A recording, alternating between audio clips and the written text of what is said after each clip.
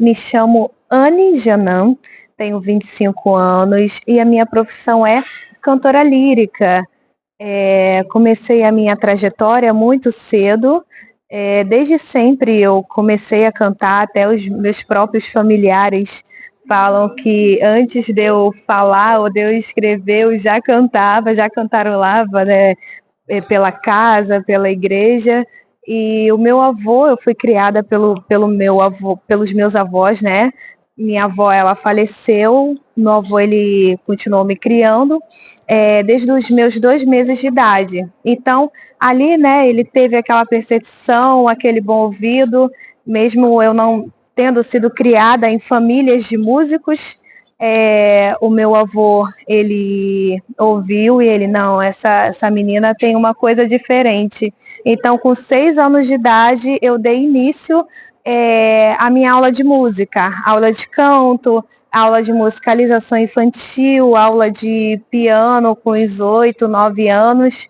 Com 14 anos de idade, eu comecei a fazer o técnico na FATEC, técnico de canto lírico, piano clássico e violão. E ali eu fui me aperfeiçoando, fui tendo aquela paixão pela música erudita, né? E o professor da FATEC, ele fez um especial, assim, selecionou alguns alunos para um curso de extensão na UFRJ. E ali foi ali que eu comecei a ganhar toda a minha bagagem. Eu fiz o curso de extensão de canto lírico na UFRJ e assim eu fui me apresentando em vários locais, né? Em museus, em teatros. E assim eu fui dando início à minha trajetória musical, ganhando experiência, tendo experiência como professora também, professora de canto. Já trabalhei em 3 escolas de músicas e depois, em seguida, eu passei para um papel que se chama Rua Azusa, o musical, e que foi esse musical que me abriu as portas. É um musical Broadway, que ganhou o prêmio Bibi Ferreira, com mais de 2.000 pessoas acompanhando, assistindo, viajando entre Rio e São Paulo, e trabalhei com eles aproximadamente 2 anos. E foi maravilhoso, porque ali eu tive contato, vários cantores famosos que me conheceram, várias portas se abrindo, e não parou por ali não. Ali depois eu comecei a cantar em locais abertos, como o Pocket Show, no Palco Carioca, Metro Rio, em praças, em ruas. Não era porque eu estava trabalhando, né, ou como professora, ou em teatro, né, tendo aquele público ali acessível, não era por conta disso que eu iria me prender e não iria expor a minha arte para as pessoas que ainda não conhecem a música erudita.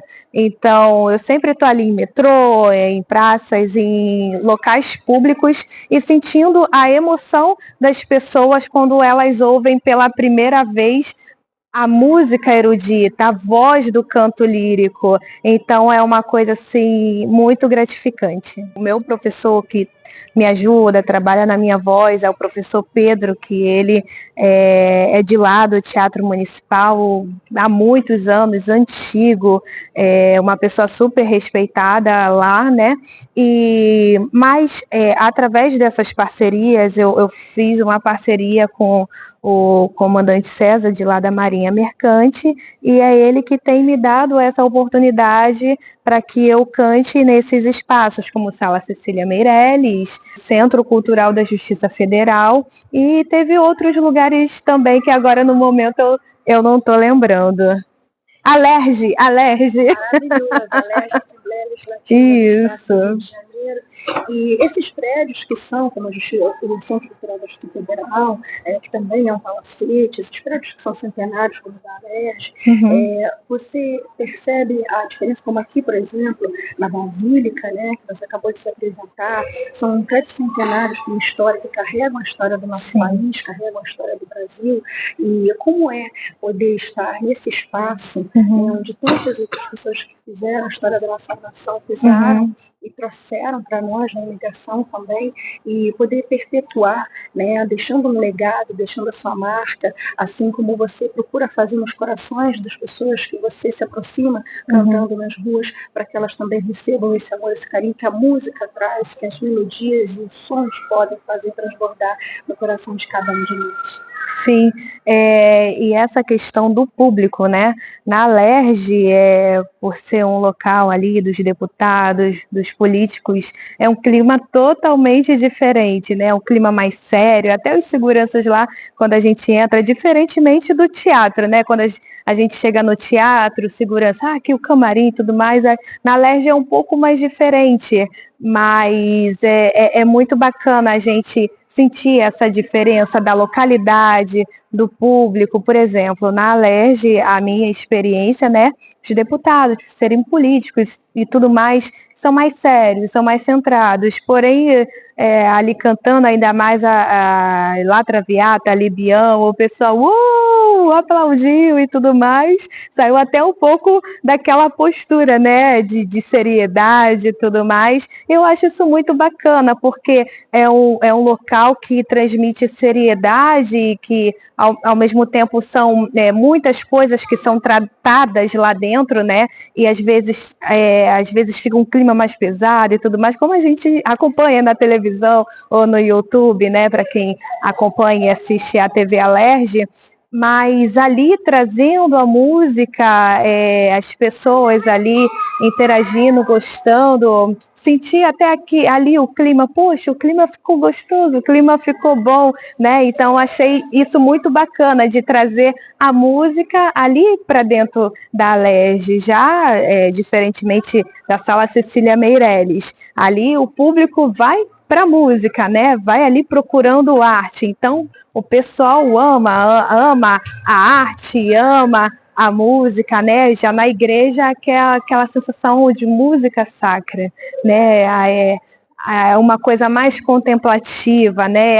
Levando a adoração a Deus. Então é muito bacana porque são trabalhos diferentes, né?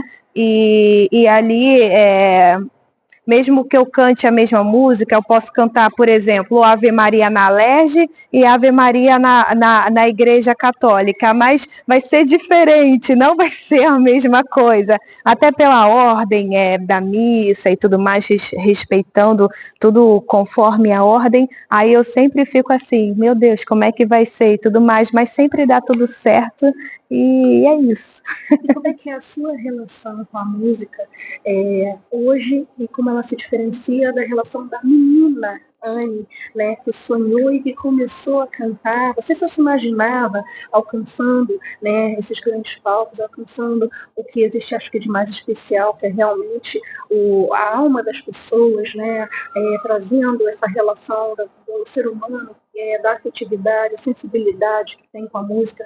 Você se imaginava fazendo isso para pessoas que você não conhece, mas que se tornam público e que passam a lhe acompanhar em seu trabalho? Como é que você olha para aquela Anne menina e como você relembra e como ela se imaginava? Você acha que esses sonhos ainda tem muito para realizar, claro, mas você acha que você conseguiu fazer com que ela alcançasse todos aqueles objetivos, ou ela nem pensava nisso? Na realidade nem pensava, né?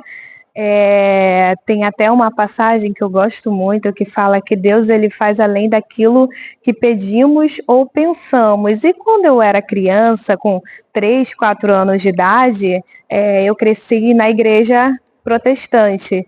Então meu avô, meu tio colocavam muito música da Cassiane, né, uma cantora gospel. Colocava muito, eu ali ficava ouvindo, e ela é uma cantora que tem muita potência vocal, tem uma boa projeção, vibrato. Então isso eu conseguia reproduzir junto com a cantora Cassiane.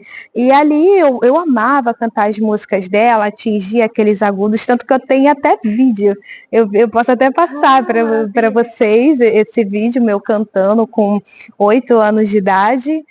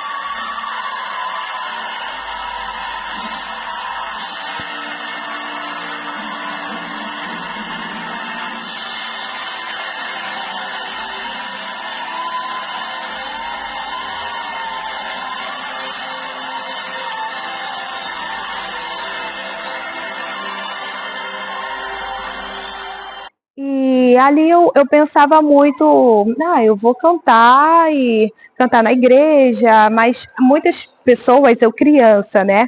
Aí chegavam para mim, quando eu ia cantar nas igrejas ou nos palcos, perguntava assim para mim: Anne, isso eu com uns 6, 7 anos. Anne, você vai ser o que quando crescer? Você vai ser cantora? Eu falei: não, como assim você cantora? Eu já sou cantora. Meu avô até ria. Meu avô contava para todo mundo: minha neta fala, mas ela fala: eu já sou cantora. E realmente, de fato, já estudava música, já tinha uma boa voz para uma criança, né? Já tinha uma boa voz, aquela responsabilidade em cantar nos locais. Então, realmente, eu já estava exercendo a profissão de cantora, né? Mas o meu pensamento era muito assim: ou vou seguir a carreira gospel, eu não sei, né? Era o que eu mais ou menos pensava quando eu era criança, ou era o caminho que o meu avô me passava também. Mas eu sempre pedi muito a Deus, para Deus direcionar a minha vida, os meus caminhos, os meus planos, os meus propósitos. E assim, eu nunca imaginei que eu iria cantar em palcos grandes, como, por exemplo, Cecília Meirelles, a LERJ, Centro Cultural da Justiça Federal, para os deputados, para os políticos, para as pessoas ali na rua, recebendo a emoção de todas as pessoas, tanto as pessoas da classe mais alta, tanto as pessoas mais necessitadas, como mendigos também. Aí, enquanto eu estou cantando ali, muitas pessoas, todo mundo para, e os mendigos também ficam assim: eu nunca ouvi isso. Chora e fala: meu Deus, que é isso? Às vezes passam pessoas que são ateus, falam assim: é impossível Deus não existir, porque através dessa voz é impossível. Então, é muito gratificante. Eu sou eternamente grata a Deus por viver essa experiência e olhar para a reação das pessoas, a emoção das pessoas, porque além de ser, né, em louvar a Deus, em elevar a adoração a Deus, é também me comunicar com as pessoas, trazer sentimentos, trazer felicidade, expressar raiva também durante músicas, peças, né, que passam isso, expressar uma melodia mais melancólica, uma coisa mais romântica, e também trazer aquela emoção do canto terapêutico, porque também muitas crianças autistas reagem enquanto eu estou cantando, síndrome de Down, então aí eles ficam lá ouvindo, foi ontem foi quinta, ontem mesmo eu estava cantando no metrô lá na Tijuca, Uruguai, e um rapazinho, síndrome de Down, me deu um abraço: ai, você é linda, que não sei o quê.